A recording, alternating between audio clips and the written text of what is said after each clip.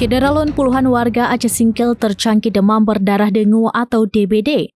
Tercatat sepanjang Januari hingga Mei 2025, sudah ada 36 kasus DBD. Warga yang terjangkit DBD tersebar di 6 kecamatan yang ada di Kabupaten Aceh Singkil. Salah satu korban terjangkit DBD yang tinggal di perumahan BRR Pulau Sarok Singkil bahkan harus dirujuk ke RSUZ Banda Aceh lantaran sempat tak sadarkan diri. Warga berharap pemerintah kabupaten atau Pemkab Aceh Singkil segera melakukan penanganan agar kasus DBD tidak bertambah. Salah satunya dengan melakukan fogging atau tindakan pengasapan untuk membunuh nyamuk. PLT Kepala Dinas Kesehatan atau Dinkes Aceh Singkil, Mursal, mengatakan untuk mengatasi DBD pihaknya sudah menurunkan petugas untuk melakukan fogging. Antara lain di perumahan BRR Pulau Sarok, kemudian di Kecamatan Simpang Kanan.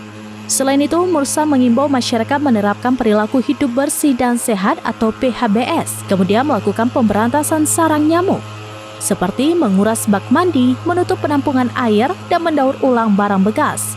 Sementara berdasarkan data Dinkes Aceh Singkil, kasus DBD sepanjang Januari hingga Mei 2025 sebanyak 36 kasus. Rinciannya Januari 7 kasus, Februari 2 kasus, Maret 10 kasus, April 9 kasus, dan Mei 8 kasus. Dari Aceh Singkil, Dede Rosadi, serambinews.com.